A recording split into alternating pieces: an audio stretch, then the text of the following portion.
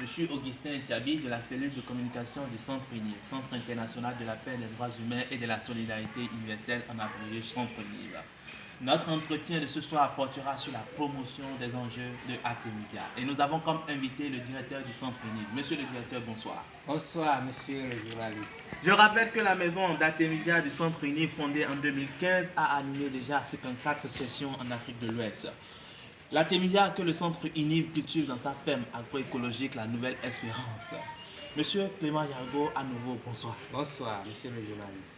AT-Media, ma première question, c'est sur ça que portera ma première question. C'est quoi AT-Media? Artemisia, c'est une plante médicinale. La voici. Il y a Artemisia afra, c'est elle que je tiens dans ma main, qui est d'origine africaine, de l'Afrique du Sud, et Artemisia annua, qui est d'origine chinoise, donc de l'Asie. Et depuis qu'on a commencé de la production en passant par la transformation, ici c'est la tisane d'Artemisia. Et ici c'est la poudre d'Artemisia afra. Voilà ce que c'est que Artemisia. Merci. AT-Media, c'est une plante. Ma deuxième question portera pourquoi le Centre UNIV s'engage pour la promotion de l'AT-Media. Nous engageons pour la promotion de Artemisia pour le bien-être de la famille, parce que la santé avant tout. Le centre UNIV a 3 domaines d'intervention dans le cadre de la famille, la paix en famille, la santé en famille, l'économie en famille. Et c'est dans le chapitre de la santé naturelle en famille que nous faisons la promotion de Artemisia. On faisait déjà la promotion des autres plantes médicinales et lorsque nous avons rencontré Artemisia, il a été le bienvenu. C'est pour le bien-être de la société tout entière que vous vous engagez pour la promotion de l'AT-Media. Alors, quels sont les enjeux de AT-Media de façon générale? Il y a 3 grands enjeux. Enjeux sanitaires, enjeux agroécologiques et enjeux de l'économie sociale ou de l'entrepreneuriat social. Parlons de l'enjeu sur le plan sanitaire. C'est quoi? Sur le plan sanitaire, vous savez, quand quelqu'un est malade, tout s'arrête. Son économie, sa famille, tout s'arrête. Donc, Artemisia est la meilleure plante au monde contre le paludisme.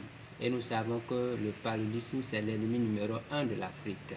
Artemisia guérit le paludisme. Notre mission, c'est de lutter contre le paludisme pour la santé en famille. Il est vrai, Artemisia guérit aussi d'autres maladies. Mais le mandat de notre maison d'Artemisia, c'est de ne parler que du paludisme. Beaucoup de médecins et des scientifiques viennent ici pour nous donner les autres résultats cliniques, les autres recherches. Artemisia guérit la fièvre typhoïde, le cancer, régule la glycémie chez les diabétiques et redresse les courbatures, intervient même en matière de faiblesse sexuelle, etc., Mais nous, notre mission, c'est de promouvoir Artemisia contre le paludisme. C'est bien la promotion de l'AT-Media contre le paludisme, c'est ça l'enjeu sur le plan sanitaire. Monsieur le directeur, alors c'est quoi l'enjeu sur le plan agroécologique? Sur le plan de l'agroécologie, Artemisia, la promotion de Artemisia aide à la sauvegarde de l'environnement. Parce que nous cultivons Artemisia dans la dynamique de la permaculture qui consiste à guérir la terre et nourrir les hommes. La permaculture est une aventure qui consiste à refaire l'amitié, à recréer la nouvelle alliance entre l'humanité et la terre. L'homme pense généralement qu'il est le seul fils de la terre, c'est une erreur. Donc Artemisia se produit sans insecticides, sans engrais chimiques et sans pesticides. Donc c'est de façon naturelle. Et lorsque nous sommes dans cette dimension, la terre respire, elle régénère. Et l'autre outil de travail, c'est la 3e révolution industrielle de Jérémy Rifkin. Donc la température de la terre a augmenté à travers les activités industrielles, pétrolières, etc. Et lorsque cette température de la terre augmente, même de façon substantielle, cela conditionne la suppression de beaucoup de formes de vie animale et végétale qui conditionnent notre propre survie, la survie de l'espèce humaine. C'est pourquoi la culture d'Artemisia permet de régénérer la terre, être un havre de paix dans cet océan d'enfer que nous produisent les industriels. Et c'est à juste titre que l'un de nos outils aussi, c'est l'encyclique du pape François, Laudato Si, l'encyclique sur la sauvegarde de la maison commune. Et nous travaillons aussi avec les ouvrages des pionniers, des précurseurs tels que Songhai, l'Afrique maintenant, qui est un grand pionnier dans ce domaine. L'autre outil de travail important, c'est l'économie humaine, parce que ce que nous faisons, nous le faisons dans le cadre de l'économie humaine. Voilà l'enjeu agroécologique de la promotion de Artemisia.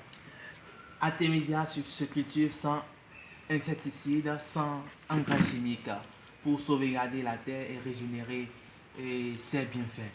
Quels sont alors les enjeux de la promotion de Artemisia dans le domaine de l'entrepreneuriat social? Artemisia a 3 phases. Il y a la phase production. Nous utilisons des jeunes, beaucoup de jeunes, au niveau de la ferme agroécologique médicinale La Nouvelle Espérance. Au niveau de la transformation, si vous visitez notre laboratoire, c'est des jeunes qui sont utilisés aussi. Ça fait la création de l'emploi. Et au niveau de la commercialisation, les pharmaciens prennent leur part et aussi les autres distributeurs prennent leur part. Et ça réduit le chômage. C'est ça l'entrepreneuriat social pour Artemisia. L'entrepreneuriat social, ça veut dire qu'à travers Artemisia, on crée aussi de l'emploi. Absolument. Voilà, monsieur le directeur, votre exhortation de fin. Je tiens à remercier tous les acteurs qui ont permis à ce que Artemisia soit connue. C'est une plante à noix, par exemple, qui est utilisée depuis 2000 ans par les Chinois. Et c'est même cette plante qui a fallu le prix Nobel de la santé au professeur Yu Tu de l'Académie de médecine traditionnelle chinoise. Donc Artemisia est là pour la promotion de la santé et l'Afrique en a fortement besoin.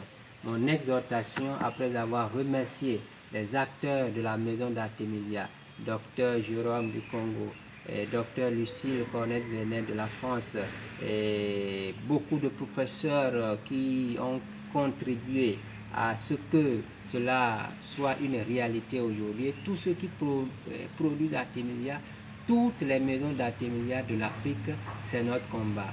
Et ce combat nous revient pour restaurer l'image de notre continent et du monde entier. Et je pense que les pouvoirs publics doivent comprendre que Artemisia doit être promue. C'est vrai qu'il y a des industries pharmaceutiques qui sont un peu la bête noire de Artemisia parce que ça empêche, ça gêne des intérêts. Mais nous devons aller dans l'économie humaine. C'est pourquoi l'économie humaine consiste à vraiment aller dans le sens de la société pour un monde meilleur. Je vous remercie. Merci, monsieur le directeur, pour votre combat pour Artemisia et que le Seigneur vous aide pour la suite. Oui, c'est dit, nous organisons beaucoup de sessions de formation pour la promotion de Artemisia en Afrique et au Bénin en Afrique. Vous pouvez nous contacter pour vous inscrire pour les sessions d'Artemisia que nous organisons ou nous inviter à venir animer, partager notre expérience de production d'Artemisia avec vous. Je vous remercie. Merci, monsieur le directeur, et à la prochaine.